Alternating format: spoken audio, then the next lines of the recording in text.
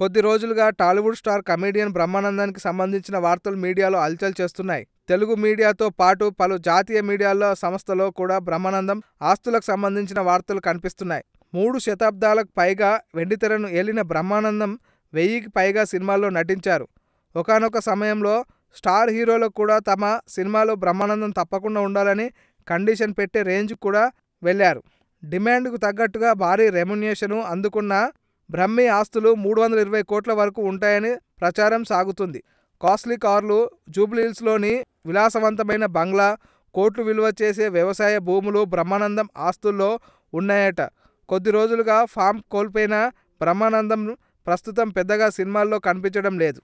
ఈ వీడియో మీకు నచ్చినట్లయితే సబ్స్క్రైబ్ చేయండి. ఫిలిమి స్టార్స్ బోలెడంత న్యూస్ బోల్డ్గా.